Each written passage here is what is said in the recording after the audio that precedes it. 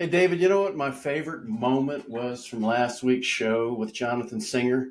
It was a great program. What was it, John? It was actually wasn't even on the show. It was after the show when you asked him if he had any feedback for us as a fellow podcaster. You remember what he said? I'm not remembering this. Well, he said I would have liked to have heard more from John. Don't you remember that? That sounds like we'll do that in the absolutely fabulous tall tales at the end of the program, John. No, you were there, David. You were there. Let's get this show on the roll and let's see what happens today, John. Let's do it. Welcome aboard Lifelines with David and John, your guide to charting the transformative course of crisis intervention and the game-changing 988 Lifeline. Welcome back to Lifelines, the 988 podcast, where each call brings a new beginning. Tonja, we're always coming from the heart of Atlanta, the soul of Atlanta, Georgia, and stretching out across the nation to where you are in New York today. We're diving deep every week into the pulse of crisis intervention, exploring the rich history and the promising future of 988.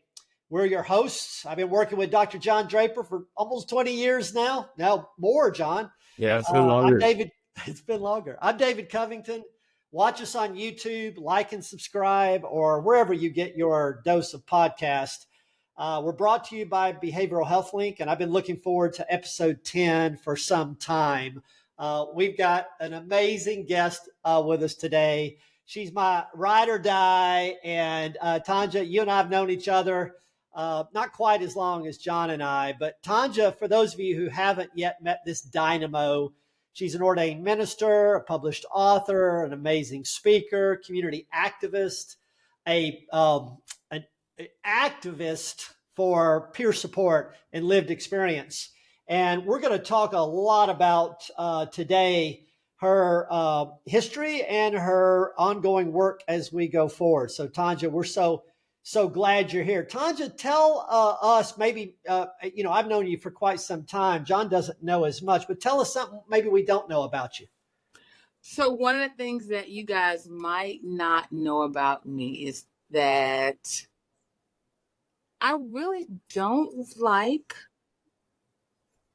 being in the spotlight.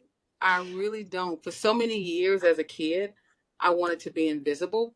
And I have this thing that I still do now today, that I feel that if I don't make eye contact with a person, they can't see me, and that makes me invisible. Mm-hmm. So, Tonja, I totally get that. And I was afraid you were going to say attention. You said spotlight, same thing. But the other side is you wanted to be on Broadway, too. So there's a little bit of a dichotomy there, right? Yeah, it really is. I guess, Broadway would be me projecting hope and happiness to someone, and being on stage is almost where I can hide. And I guess So, I love it. Well, look, what a great episode to be with two of my best friends and colleagues and mentors. And the other thing we do to start the program, Tonja, is we talk about super fandom. And you see the Spartan race. We talk sometimes about obstacle course racing, but at heart, one of the things I'm a super fan of is running. John, what's another thing you're a super fan of? Well, again, I'm a college football fan, so I love college and pro football for sure. So, Tonja, I have a blank piece of paper here. I'm just going to write down, John, you're going to do the same. Yeah. We're going to count to three, John. Let's write down what we think Tonja's a super fan of, and let's see if either one of us gets it right. Tonja, I'm gonna say, yeah, I think I got it. I think I got it. All right, John, you got yours? I got it. I'm ready. All right, count of three. 3, 2, 1. I think she's a super fan of LSU women's basketball. Oh man, did you just Angel do that? Reese? You that in 2 seconds, David? That's kind of amazing. But, I just quickly wrote that down. You got crawfish. Tonja, either one of us in the ballpark for something you're... Wrong answer. Wrong answer on both. Wrong. Okay. All right, so how did I misread Angel back, last season before? I don't know. I mean, yeah, she's the truth. I mean, she's going to do amazing, but yeah, not a super fan. So I have to be a super fan of a person or something. Whatever Okay. you're a super fan of. Okay. Do you want to know now? Yeah. Sure, please. I love passion and fashion, so I'm a super fan of designers.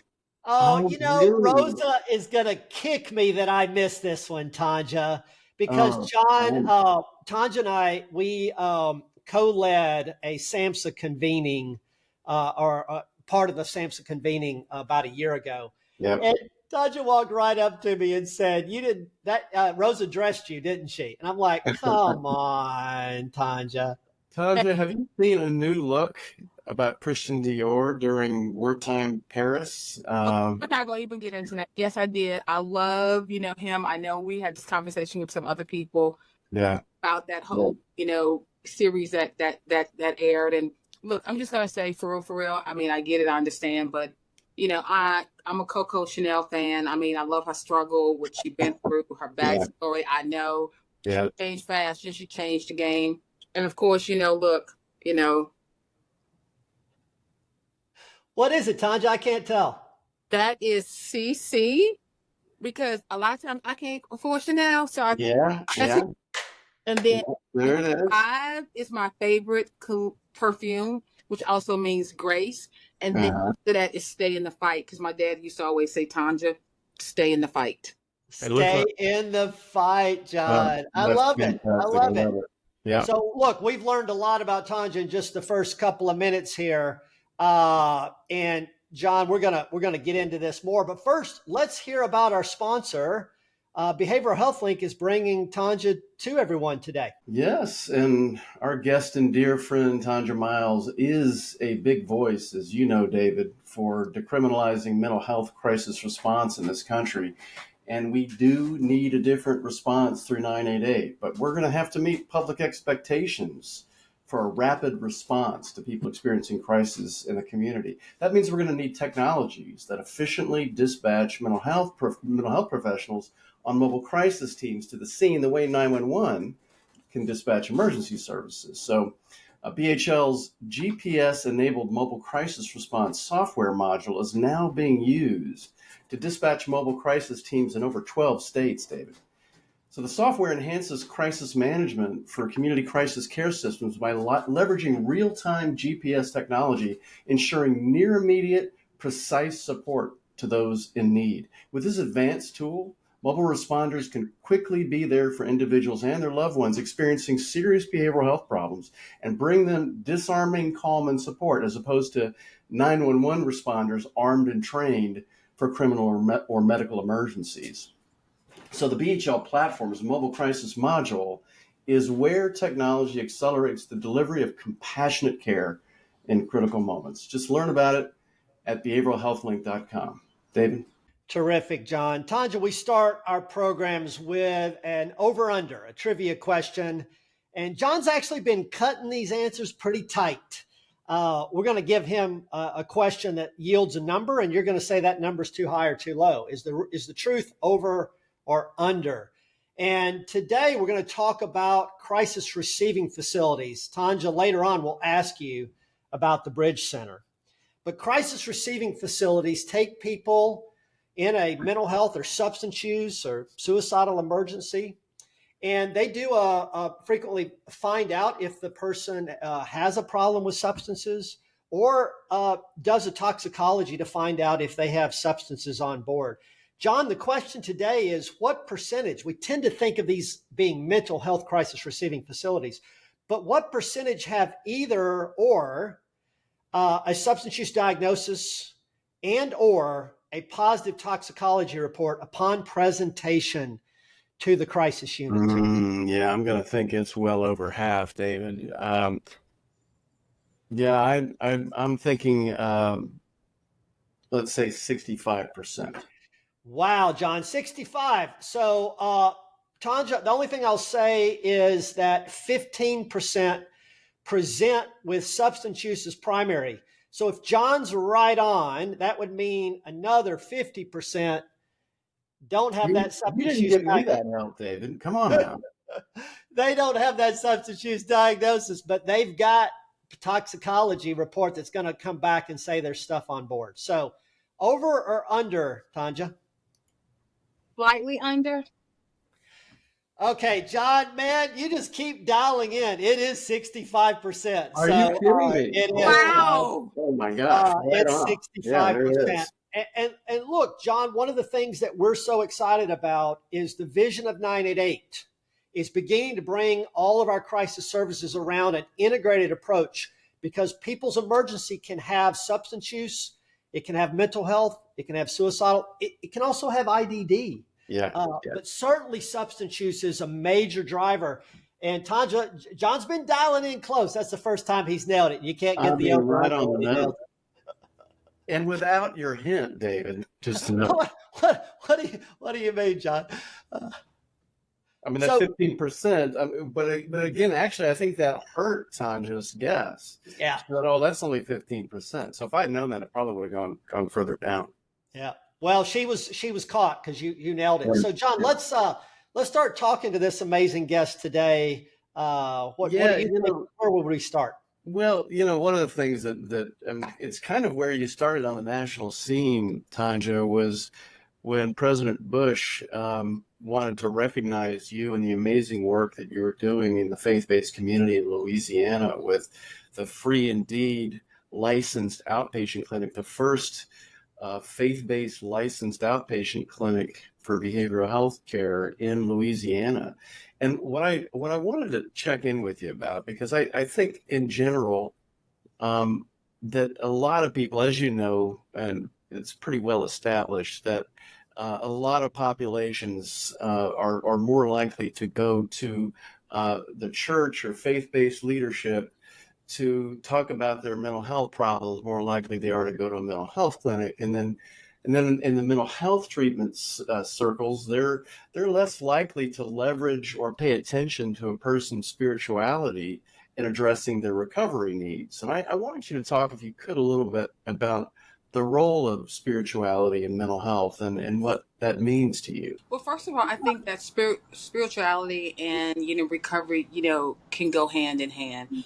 For me, I've been in recovery. I've been off drugs for about 38 years now, and I remember coming from a faith background, being you went to church every Sunday. Sometimes you went 3 times a week, and when I did get clean, I went to the church for more support, and there was none. And I was really puzzled by that. And I remember that basically one church said that we don't know what to do with you. And so then I began to do research and try to find a place, and there was really none. And so I could not believe that. And so that's where my quest to find out why, it was such a big disconnect between addiction and faith. And so that's what started my journey. And so I think we've come a long way, but we still have a long way to go. And unfortunately, when it comes to addiction, I think we've done a great job in that part in the faith space. But when it comes to mental health, not so much, because of the traditions that we have been told. So, I mean, like I said, it goes hand in hand. It has to, because it's all about faith. It's all about hope. And, spirituality talks a lot about those two things when it comes to recovery, faith and hope. Yep. And the 12 steps, as you noted in substance use, again, the higher power thing, that's not something that's really discussed so much in specifically mental health circles. No, it's really not, because I think that, we don't want to offend people, and we know that certain of faith can look different, and that's great. And so I think that's the thin line that we try to make sure that we stay in the confinements of what is your faith. It can look different for different people. And so that helps you, then do you, and so, but also we have to learn how to respect whatever that person, tells us, because at the end of the day, it's their recovery, it's their life. And we want the same thing for them, and that's to, that's to be hopeful, and that's to be in recovery, and that's to live well, and that's to, to walk in their healing, whatever that healing looks like for them.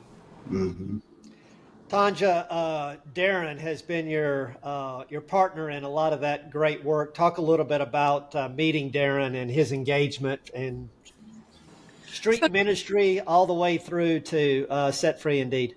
So yeah, Darren's a funny guy. I mean, he's the quiet storm, Look, I'm telling you, and I think it was sitting in one of your training, Davids, back in the day.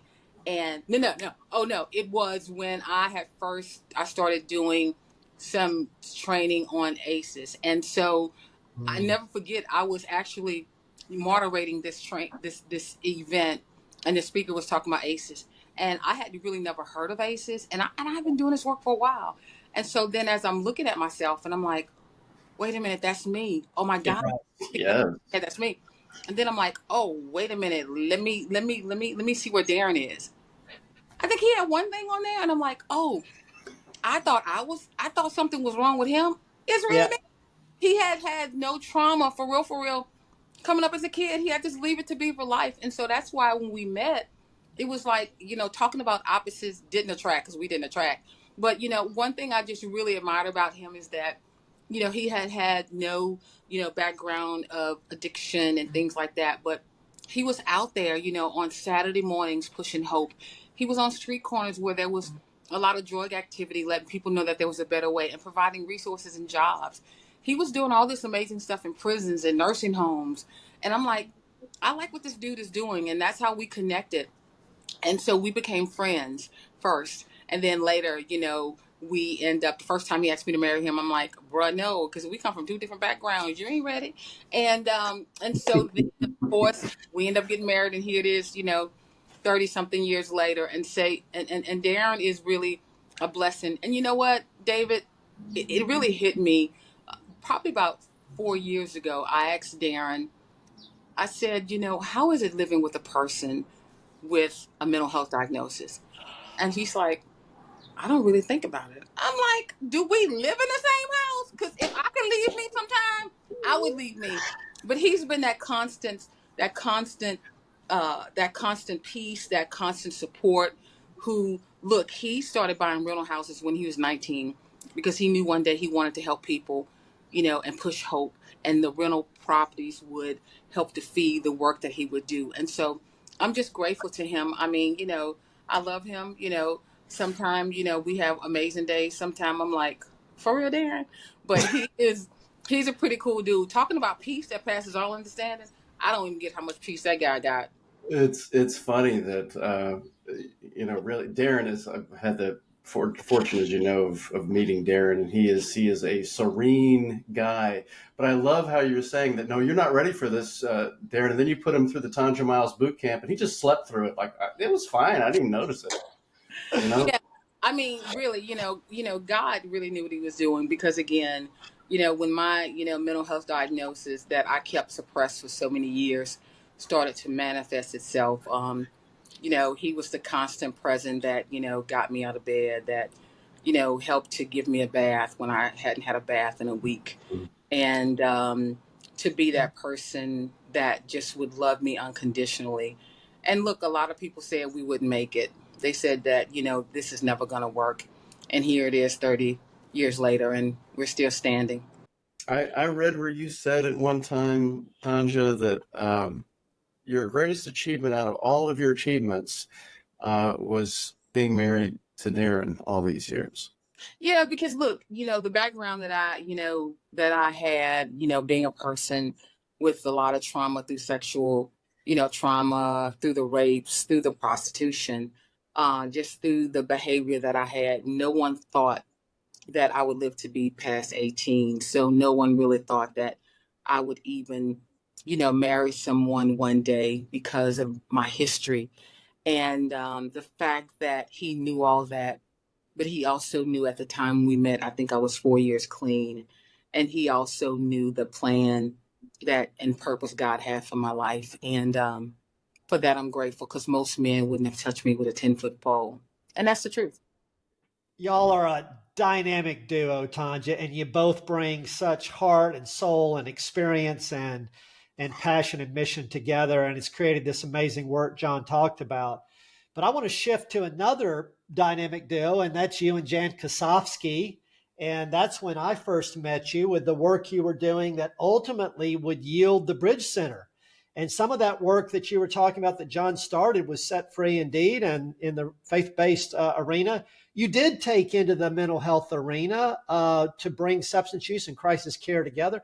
Talk about being a founding member of that Bridge Center and the work that you and Jan and the vision that you both had together. Well, Jan is a force. I mean, when people saw me and Jan coming in, it was just like, oh, Lord, here they come. I mean, for real. I mean, both of us are real intense. And when our mind is made up, it's a made up thing. And so, when I first, met Jan, I've been doing, work with Jan for many years, because when Jan and I started our treatment facility, our contract, was monitored through capital area. So we've been in this work relationship for many years, which turned into a friendship. But yeah, she asked me one day, will I do some consulting work for her? And I'm like, I'm good. And so she's like, please do it. I'm like, not doing it. And then, I think she asked me a couple weeks later, and she was just like, please, Tonja, I don't know where my clients are. And I'm like, oh, I know where your clients are. I see them every week. And what I meant by that is that Darren and I have always been doing work in the prison every week. We still do it today. And I noticed that there was a shift of, folks who were coming in, because of course, when you got it, you can spot it. And I noticed that a lot of people that were coming in now had mental health, challenges. And so when I told her this, I said, you need to meet the warden. So she met the warden of our, local jail. The three of us had a meeting. We started brainstorming. We had to start talking about some things, because Jan is a very forward thinker. And that's kind of how everything started. And then we started getting with the DA. We started getting with law enforcement. We started getting with community leaders and advocates.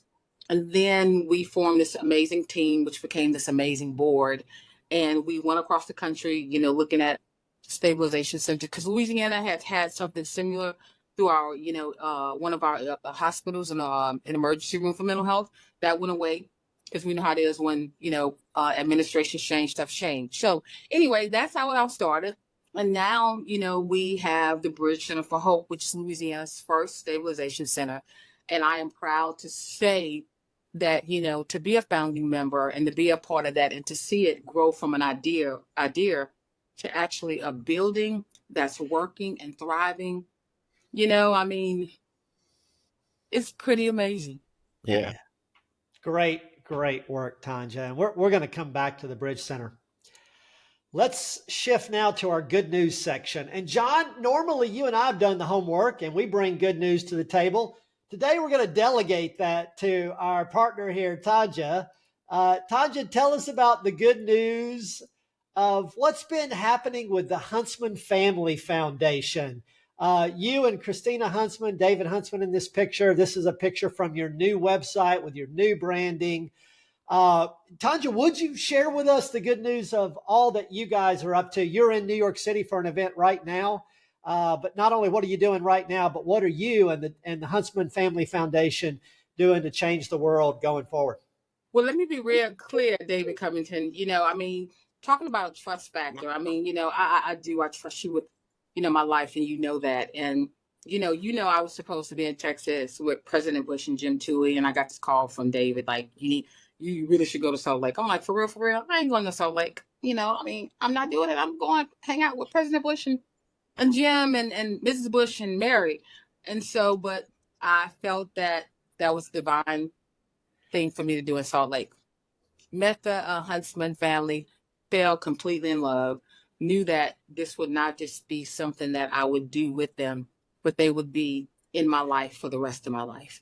And when I heard their vision, heard their story, saw their passion, I was all in. And so I'm grateful to be the community engagement advisor for the Huntsman Family Foundation.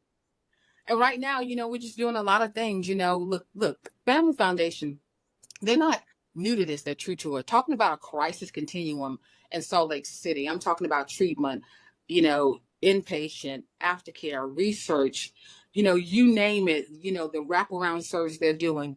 And so the fact that, they're using their lived experience and then also putting their money where their mouth is, putting their money where their heart is. Now, all of this work that they're doing, they want to have it, created all across the country, because they want to eradicate stigma. They want high quality we want high quality treatment to be available for all. And, that through that whole crisis continuum. And so they're just an amazing family. Right now, we are in New York. We've been doing things in the community. We're going to meet people where they are. We're just not going to stay in one place. We want to go out. We've done some amazing things with HBCUs. Got another big thing coming. We did the, first one of the largest activations at the last year's Super Bowl. And this year is going to be even bigger because it's also going to be in Louisiana. But, just the things that they want to do around that, the research that, they're getting ready to do is going to change the game. That gives me hope for my beautiful brain that we know that as we get older, our brain, kind of does its own thing. And so I always think about a person with lived experience. What would my life look like as I age? And so, that research gives me hope. And so even with them, when they started Safety UT, which was kind of the thing that kind of catapulted 988. And so they are an amazing family. We are not playing. We, what they did, with cancer, we want to do with mental health. We know that if we're in crisis, we got to act like it. We're not playing. They're one of the biggest philanthropic families in the country, has given the biggest gift to date to address mental health. And so it's just amazing, working for them. It's amazing that, we get to do all this amazing work. And David, can I just tell you, we're not done. And there's going to be a big announcement in a couple of weeks. Hey, I got to ask you, I know you can't say anything about the announcement, but you said something about research, and we know the Huntsmans do put their money where their experience is. They've had cancer in their family. They put like $300 million to $500 million in cancer research and in that amazing center in Salt Lake City. And if they do something like that for behavioral health, mental health, because there's mental health issues in their family, that would be huge. So what kind of research are we talking about specifically that they're looking at? I think everything. I mean, they're doing research now. I mean, the University of Utah is one of the top tier research universities in the country. So there's that, but also to, even some of the things that we're doing around suicide that you guys offline, but you'll hear about it too. But but just think about, I just think about my lived experience, the many times that I had to take probably 20 medications to get the right medication. It shouldn't be like that, It shouldn't be that, that kind of research. It's something that, you can look at and see the genetic, genetic match, right? Exactly. Yeah, exactly. It's like that. Biological match. Yep. Yeah, I'm kind of the same thing. Research that's been done in cancer, the kind of things, that's something that, that's in a person's family. Because we know that, mental health and addiction, particularly mental health, it could be something that, happens because of substance use disorder. It could be trauma. But what about, the genetics? What about the DNA? That gives all of us a fighting chance and all of us a more, better pathway to healing. Yeah, and Tonja, a lot of reasons people stop taking medication is that they're being used like guinea pigs. This is a wrong match. This doesn't feel right. This is not going to work for me. I'm not going to do it. So if we start off from go, kind of getting a sense of what they need, then we're going to get a lot more people saying this is right for me. I agree. Look, again, I can't thank you guys enough for allowing me to be a part of moving America's Soul on Suicide. And, I trusted David to tell that story that nobody had never heard. But even as I watch it, I look at how much weight that I had put on, and I had lost weight, before that was done. And, it's like when I first looked at it, I was like, whoa, because of medication. I was on so much medication. Right. And so, going into that, if I would have been told properly that you're going to a lot of, weight, I would have probably done my diet better. I probably would have done a lot of things better. And so, it's just that kind of stuff, when it comes to research. I think all those things are important, medication, how people can, live well through knowing, what research is saying, through diet and exercise and all of those things. I'm telling you, it gives me hope for my future. But more than that, research will give me hope for the next generation of people with beautiful brains like me. Great stuff, Tonja. And some really great news, John. Mm-hmm. And it sets up our next segment. Why don't you introduce our next question, John, for our Oh, guest? yeah. Okay. Thank you, David. So, what we know you as very much as one of the great inspirational speakers, talking about especially how you have been trained to fight while wounded, Tonja. It's a reminder of that people with lived experience are often living such experiences every day. So I imagine that also includes occasional days of rest and healing while wounded for you. I mean, for me, trained to fight while wounded is something that my dad taught me, first of all. My dad was a military guy. I love my dad so much. And the first time he saw his daughter try to kill herself at, an early age, he then, came back home from being in the Vietnam War, and he tried to save my life. And with him being a very militant, structured man, he trained me to be a soldier before I was a soldier. And so he just didn't know what to do with me because there were not a lot of resources for a little black girl like me. And then, of course, you didn't talk about that kind of stuff. And it was never talked about in my family. And so when I went to the military trained you to fight while wounded. If you get shot, you better put a tourniquet on it and you better pick up your weapon and Yeah. keep it moving. So it's almost like my dad trained me for the fight of my life. He trained me for the military, which is a great thing because, I'm not scared of pain. Matter of fact, I thrive on it. I used to brag and say, you know what, you know, by the time by the time you call 911, it's probably too late for me, and that used to be like a badge of courage that I wore, which is not. But that's what I mean by that, trained to fight while wounded, because as my brain, was wounded, I still had to fight. I still had to, move forward because people need to know that people with lived experience like me, even having depression and anxiety, when I have a flare up, I still have to go to work, just like anybody else who has a flare up, maybe, of high blood pressure or diabetes or something like that, but, all of those challenging things, all the things that my dad taught me and the military taught me, now I get to use to do all this amazing work. So for that, I'm grateful because, I'm tough by nature, but I'm also tough because my dad trained me to fight while wounded. Mm-hmm. How do you take care of yourself? I mean, how do you support yourself in these times while you're fighting while wounded? Yeah, so I have to support myself by, look, self-care is not a hashtag. That's my life, I have to make sure that I'm eating properly. I have to make sure that I'm resting properly. I have to make sure that I pace myself. Look, like any good soldier. You're taught in the military, you shoot, move, and communicate, but that you also taught to for R&R that you have to rest. Every good soldier needs proper rest, point blank, period. And so those things are just not.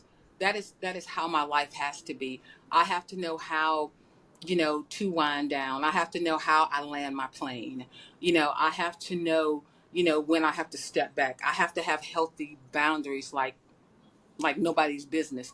And of course, I have to take medication. Look, I'm a firm believer, baby. You can have a script, which I do take every night and every morning, but I also have a scripture, and so, I have a therapist. You would want me to be in therapy, and therapy ain't scary. So, we talked about running earlier. I used to run in the military a lot. I've started back running now. And so it's just things like that that I have to do as I'm fight. Because I'm in a fight right now. I'm, still fighting for my life, but I'm also fighting for the rights, of others, to eradicate stigma, to push Yeah. hope. That's a fight. And I do not plan on losing. When I die, I am not going to die tired. I am going to die empty. And so that means fighting every day. So I'm a good soldier. So I've had to learn I have to take care of myself. John, it was almost a spiritual experience when we went to Baton Rouge to do the filming of Tanja's story. And she had told me that she was going to bring us into this counseling session, but I thought she was maybe doing some counseling or peer counseling or something. But no, it was her therapy session. Yeah. And Justin and I were in this little small office with Tonja and her counselor. And I'm like, I'm not supposed to be here. This is like this intimate, private space.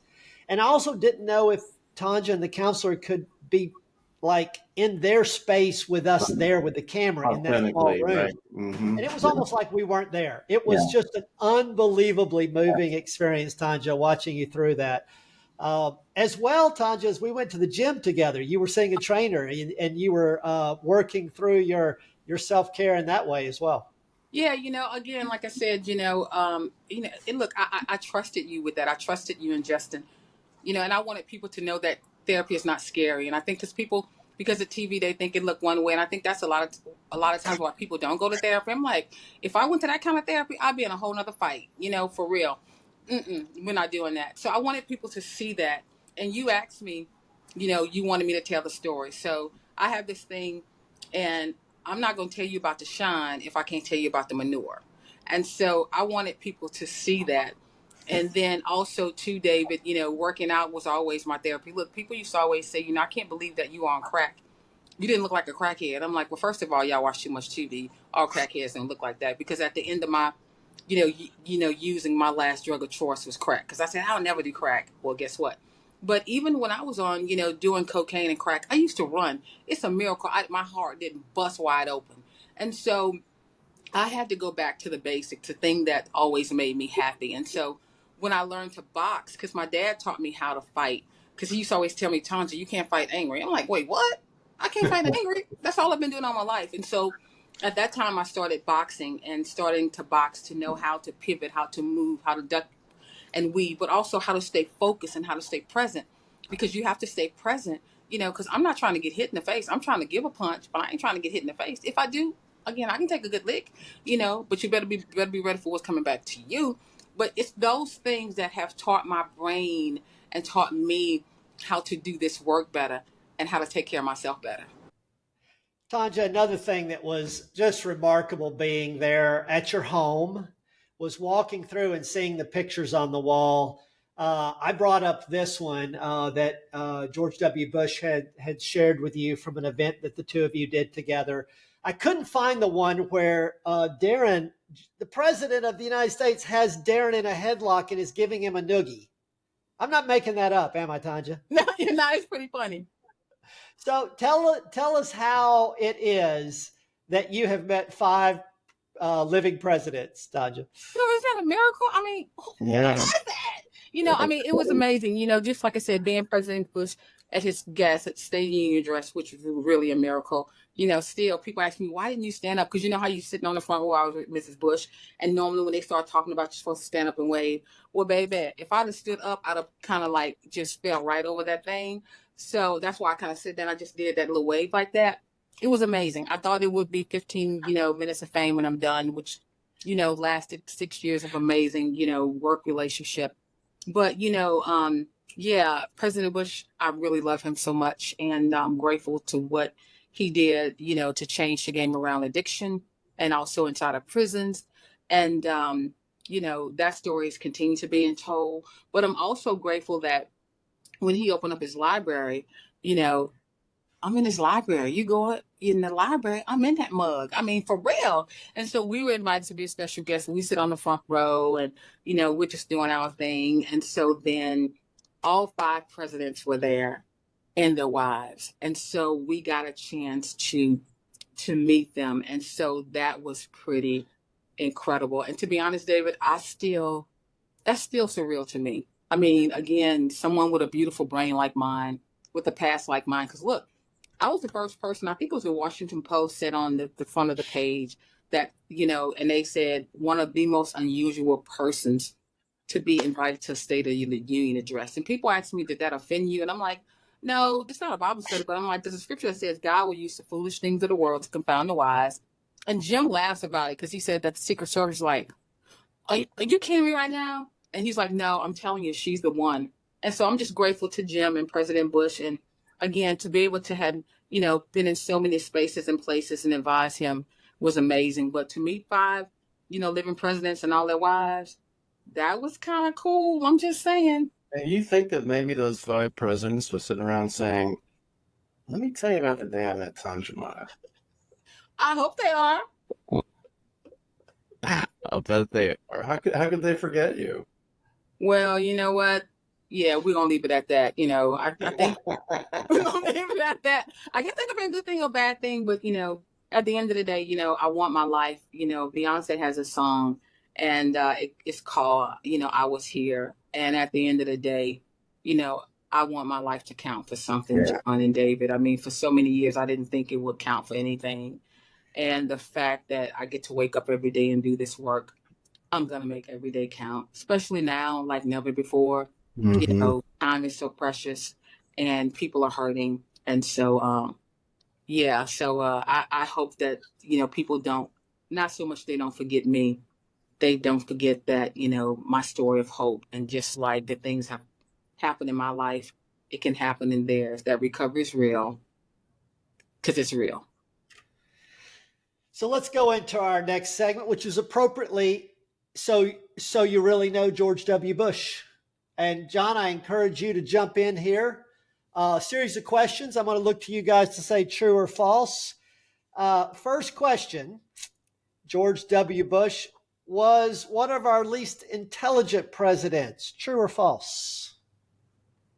False. There was a perception that Saturday Night Live and others sort of leaned into. President Bush graduated from Yale University, was the first president with an MBA, often underestimated. I think a little bit, Tonja, due to his folksy manner and way of He was incredibly well read. He was incredible.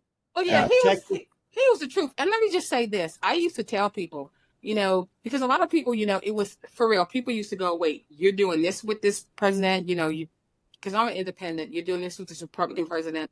And I would always get that stuff. And then people would try to say stuff about him in front of me. And I'm like, look here, do you know him? I do. So here, two things are going to happen. Either you're going to slow your roll and not say anything, or, I'm going to walk out the room, because if you say something about him, then I'm going to have to handle up on you. And you don't want the third thing to happen. I'm just saying, because no greater love than a man will lay down his life for a friend. I'm about that life all day. And so, no, he was amazing. I got a chance to watch him behind the scenes, and he knew what he was doing. My brother interviewed him 6 times in the Oval Office and said he was really sharp. And anytime my brother slipped up, he caught him. And you had to be prepared for those interviews. Mike Hogan led the President's New Freedom Commission report under Bush, and I just would have assumed President Bush didn't know about a mental health commission way down the line. And Mike said he was in a meeting with him. He knew everybody's name in the room. Super sharp guy. So second question, President Bush actually did pretty well connecting with Hispanic communities. True or false? True. Actually, I did not know that President Bush was fluent in Spanish, making him one of the few U.S. presidents proficient in a second language. Mm-hmm. Right, and then his brother Jeb, his wife, Columba Bush, is she is Latino, and so that's a part of his family. Absolutely. His Secret Service code name. President Bush's Secret Service code name was Trailblazer. True or false? False, I'll say. Tonja? False. He was Trailblazer. They thought about his status as a pioneer in both political and personal endeavors. It's interesting. Okay, I thought it had something to do with Texas, but okay. Here's another one. President Bush lied about weapons of mass destruction in Iraq. Is that true or false? Oh, he didn't think he was lying. I would say he was wrong, but I don't think. So lying comes with some intent, right? So that's what we're talking about here. Yeah. Was there intent? Tonja, true or false? I'm going to say that was false. Yeah. So look, intelligence agencies worldwide believe the same thing, and Colin Powell believed that. We thought Saddam Hussein possessed WMDs. Now, maybe we moved too quickly on that belief, but we absolutely believe that. Powell wasn't sure, though. Just to be clear, he was persuaded. That's all I can say. Yeah, He that was, came to be sure, John. Yes. yeah. And look, Colin Powell was another person I did get a chance to meet who was my hero because he was in the military police general. But I will say this: look, at the end of the day, it's just like any other good, relationship or friendship or whatever. You're not going to always believe the same thing. Does not mean that there cannot be a friendship or connection there. And there were some things about, that administration that, I did not agree with, but when it came to, addiction and just a whole lot of other things, I did agree with him in. But, it's okay that we disagree. Does not mean that, it messes with a friendship or relationship. But yeah, I still think, like I said, history, will tell some of the things that he did, even what he did in prisons, to prison reform. He does not get enough shine for that, and I see it every day because I still work inside of prisons. Some of the things that he put in place that it really reformed the inside of prisons. Great stuff, Tonja. Tonja, let's go to another topic. Yeah, one of the things that I want to go back to you is again an inspiration to so many people, and again, George Bush recognized you as an inspirational person. I know you have a lot of respect for him, but I'm wondering, because everybody walks away from your presentations, your storytelling with your words, your experiences in their mind and their heart. A lot of people will quote you afterwards, etc. I wonder who has inspired you. I mean, where did you get some of this fire from? Did you see it in some other people? You said, I want to be able to do that too. You know what? I think that I just have a promise to keep, and I think that it was a combination of my dad, because my dad was no joke. I mean, my dad, he was brilliant, and when he believed in something, he stuck to it and he stayed true to it. So it's my father. It's also, my grandmother, because, they, came, especially my mama's mom, they came from such challenging backgrounds. Because look, we were poor. We didn't know it. They did such a great job of, we think we had an abundance of everything. What we did have was an abundance of love. But all the other stuff we had a deficit in. But they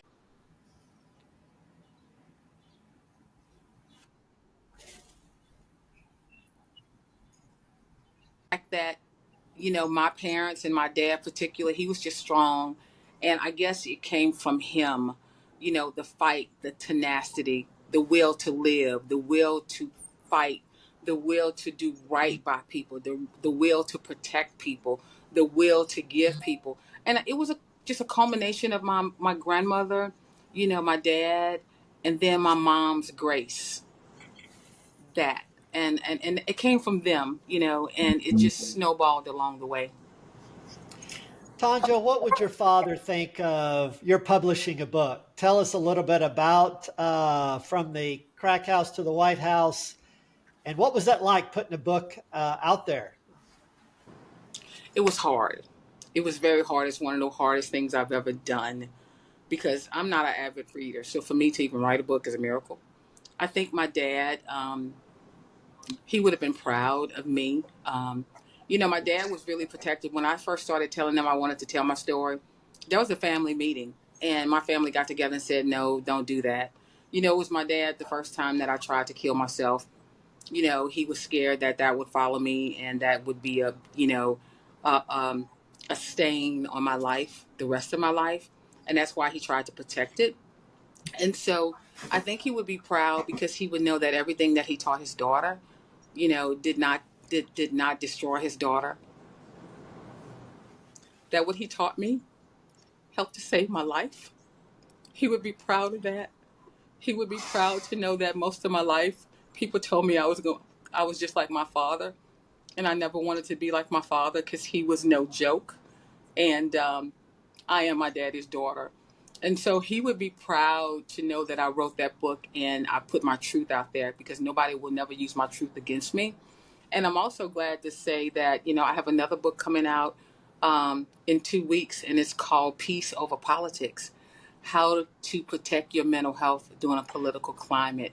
And so the fact that it's going to be 2 books, what? So he's going to be like, that girl barely made it out of high school, and she wrote a book. Tanja, you're when you say your dad and saved your life, and it. I've heard you say this before, and it sounds in many ways like the people who love you and your family members saved your life. One of the things that I remember you saying that I think is really important and worth repeating is that when you want to end your pain, suicide doesn't end your pain; it just passes it on to your loved ones and leaves a legacy. And I know there's a lot of people out there who think that they're a burden to other people, that in fact their family would be better off without them. And those are really important words that you have for people like that. I wonder if you could talk a little bit about what you would say to people who say, hey, they'd be better off without me. Well, let me just say this. A shout out to you and David both. I mean, like I said, I've stalked you guys for many, many years. And because of the work that you did, you do around suicide prevention, trying to save my own life the few times that I wanted it to be saved, because a lot of times I didn't. And so I never forget, David, we were somewhere and you talked about zero suicide. And in my head, I dogged you out so bad. I'm like, that is not ever going to happen. It's going We to. all do, Tanja. We all do. Yeah. Woo, that part. So, I'm like, that's, what is he talking about? That's never going to happen. There's no such thing. And I fought you in my head on that a lot. And then what really, even after all those years, fast forward to my last suicide attempt. One of the things, and I must say, that was 8 years ago, and I haven't had a suicide ideation since then. But one of the aha moments for me, Doc, was when I was in that mental hospital. I've been in 2. The last one when about 17 of my family and friends came through that space to visit me. And it was almost, and I talk about this in the book, how I think they all got together and said, we all gonna have the same look on our face. Because as I'm sitting in this table and they're coming to visit me during the time I was there,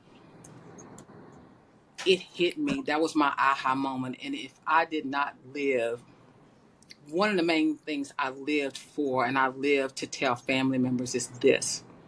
We always think that we are a burden, that we need to end our pain because we don't want to be a burden to anybody else, and that our pain would die with us.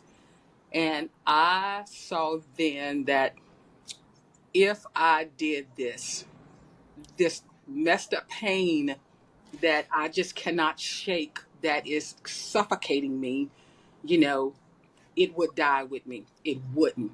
It would transfer to every family member and friend who loved me. And because I love them, I do not want anybody to ever have that kind of pain on them. And that was an aha moment for me that, oh, you got to live. You got to tell this story. There is hope. And we can have zero suicide. Because I think when we get in our headspace like that, that's what we're thinking. And so I can't tell you how many family members, when I've told them that, it was like a fresh breath for them. Yeah. Tonja, that's a great setup for our last segment. I was in the National Action Alliance for Suicide Prevention Executive Committee yesterday, and there was a lot of focus on stories of hope, of lived experience, and a focus on the systemic discrimination of people with suicidal thoughts and feelings and experience. So I'm going to run through a series of potential impacts of systemic discrimination around suicidality, and you're going to let us know whether that's for real or not, no longer a thing. So for real, or no longer a thing. Right. Stigmatization, even in healthcare, where people may face bias from healthcare providers. Oh, it's for real. The subpar care, dismissiveness, refusal of treatment, all of those things. Here's another one. For real or not a thing? Insurance discrimination, where people with a history of mental health issues might encounter difficulties obtaining life or health insurance, or may face higher premiums and limited coverage. It's a for real thing. That was my daddy's biggest issue, that, you're not going to get life insurance because you're going to always be a high risk. What about employment discrimination, Tonja? Employment discrimination, that's a thing. It really is because, like I said, I'm Black, I'm a female, and I have lived experience.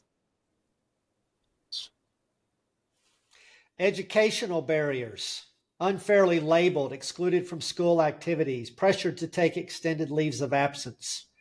That's a for real thing. I mean, because a lot of times teachers and people don't know. And so, I was treated different. People are still treated different. I'm working with a young girl right now, and she's in college, and all of those things you just said, people always lead off with that when it comes to her. What about social isolation? Is that a for real thing or a myth? That people who disclose suicidal thoughts may be ostracized by friends, lose support networks due to fear, misunderstanding, etc. Absolutely, for real. Disqualification from the military. Is that for real? You know what? David, I'm going to only come from it from, what I know is for real, because again, you see that person as a high risk. And, you're giving somebody, you're training them to use a weapon. And why would you train a person who's using a weapon, who has suicide ideations or, challenges with suicide in the past? And finally, Tonja, representation in the media. Yeah. I mean, because that's stigma all the way around when it comes to mental health, as that, and addiction as well. I mean, look, the stigma around it all is no joke. And, I know, look, let me just say this, David, right quick. I know that people look at me and they see, the work that I do and how tenacious and how passionate I am. But I also know that people look at me in a different light because they know I have a mental health diagnosis. And sometimes I think people are looking at me like, is today she gonna set it off? So it's a thing. So, Tonja, we so appreciate you sharing your story and moving America's soul on suicide. And that is our goal, is for real people with their real lives sharing their stories fully, and that tears all of this down. John, but that brings us to our absolutely true tales of Behavioral Health Link. And Tonja, we do this every week as I revisit hard to believe, but absolutely true tales. Strange but true is what Strange but true is a good way. And Tonja, it was 2008, and I was in the state mental health offices in Baton Rouge. I was up against the whiteboard, and I was flowing out how the new Louisiana Crisis and Access Line was going to work and how we were going to create a full continuum of crisis care. And it seemed like a breakthrough moment. We've been doing that in Georgia for many years, and we're now going to another state. Louisiana seemed hungry, ready for it. And literally, as I'm at the board, we're moving forward, and the pagers go off. It's the beginning of the Great Recession, and the governor ordered folks to make a 15, 10, and 5% cut to the budget. And you can see the guy on the right as he takes off for the door in panic, and the person at the table, that's a smartphone. It's supposed to be a pager because we didn't have smartphones yet. But John, the ideas died on the board right then, right there. Oh, David, that's not true. So Tonja, our shtick in this little segment usually is I tell the true story, and then John says that didn't happen, and then I say you were there too, and then I add John in, and that's the part that didn't happen. In fact, John, this is one where you were there. John, you and I and Gwen Skinner gave a presentation in Scottsdale, Arizona, as part of the summer annual meeting of state commissioners. I remember. In 2007. And that's what led to this meeting and meetings with other states. And John, the time wasn't right because the Great Recession pulled back a lot of of those opportunities. And it took us, another many years actually, before we were back at the point of 988 beginning to push all of these opportunities forward. But John, it does set up our plain truth for today. Tonja, you want to hear some plain truth? Yes. We're ready for it then. We spend a lot of time in the 988 podcast talking about having that police car show up to the door, the lights blaring and handcuffs potentially in play for someone in a mental health emergency. But actually, the much more common experience, that's common, but almost everyone who has a higher need for care lands up sitting in a hospital emergency department in a room, usually without external windows and fluorescent light. And that clock slows to the point of molasses. It's already the worst day of the month or year or your life. And now you're alone with occasional interruptions, but generally just waiting. Not waiting hours, but waiting days. Tonja, the Bridge Center shows a path to break through this, that people never go to the emergency department at all unless they need that because of a physical health medical emergency. But for the vast majority who don't have that particular need, they go straight in to support and care.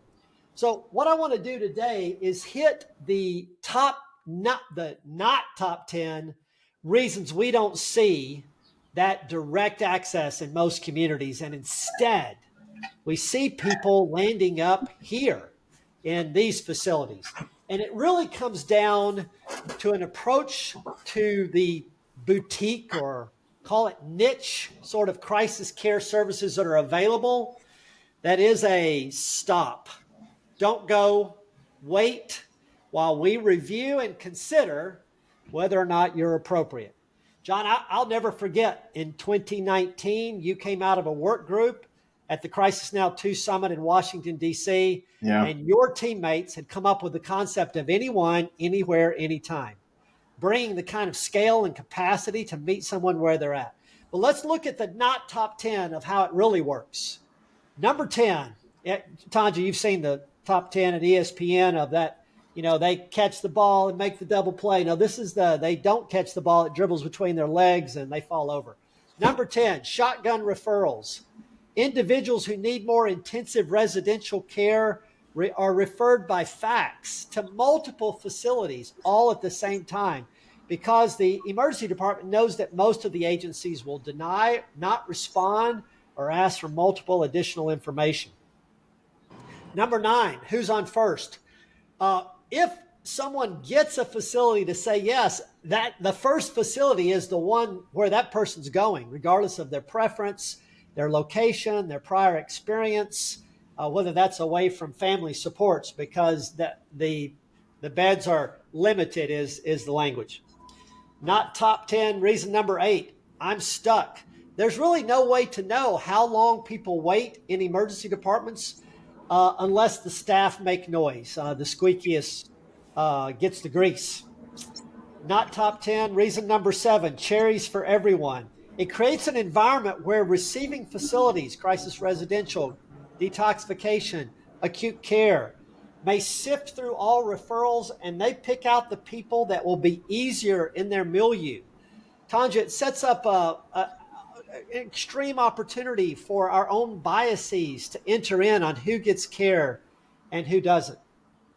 Number 6, not top 10, through the cracks. No one knows how many are being sent home without care or walk out of the emergency department against medical advice.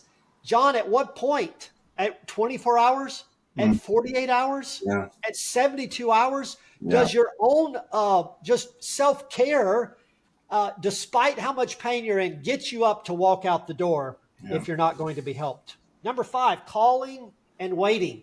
Communication depends on numerous phone calls, faxes, emergency department staff, crisis facility staff calling back and forth. If nurses at either facility are busy, they will wait for callbacks. No time frames are set to give referral decisions. Number 4, I was just following protocol. Costly, invasive, and time-consuming medical tests are often required, whether they're necessary or not. Number 3, the crisis first stop. This is now we're into the big ones of the not top 10. Almost all individuals are sent to the emergency department for medical clearance, even if there's no physical health problem apparent. Number 2, is there a bed available? There's just no transparency for bed availability around the census for inpatient. And finally, the number 1 not top 10, psychiatric boarding. No accountability for using the emergency department as a holding cell. The Bridge Center and crisis receiving facilities like it all across the country, the one the Huntsman Family Foundation, Tonja, is raising up in Salt Lake City, the one that the Columbus board is raising up in Ohio, these facilities, they break down that stop and they say, come on in. They say, please bring us another individual who needs care. They break out the barriers, integrated, involuntary or voluntary, mental health or substance use, suicide, regardless of payer, regardless of the disability, they are welcomed in directly to receive care. And that's the top 10 we want to see as we go forward that's going to make a difference. John, it's as simple as creating a system for anyone, anywhere, anytime. Yeah, that is person-centered and about the behavioral health crisis, not about the convenience of the providers. So that's some plain truth. Now, John, let's play that plain truth all the way out.